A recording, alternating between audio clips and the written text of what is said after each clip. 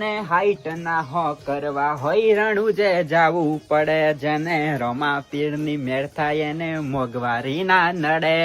તો ભાઈ આવી ગયો છે આપણો અખંડ દીવો, અને આની અંદર આપણે દીવો જ્યારે હું ઘરેથી નીકળીશ ને તો ત્યારે હું આની અંદર પ્રગટાવીશ, અને જ્યારે રણુજા પોકીશ ને ત્યારે આ જ દીવો હું રામાપીરના મંદિરમાં મૂકવાનો છે.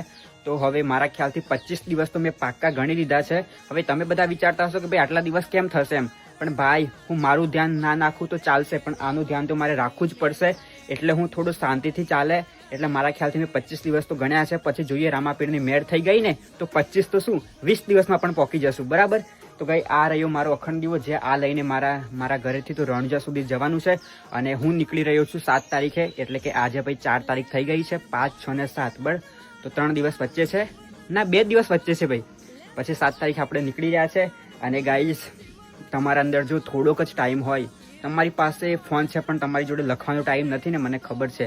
એક જ ફરા યાર, મારા માટે તો ન, પણ જો હું આ જોત લઈને રણુજા જવાનો છું, શું એ બદલ તમે મારા માટે એકવાર કમેન્ટમાં જય રામાપીર લખી શકો છો?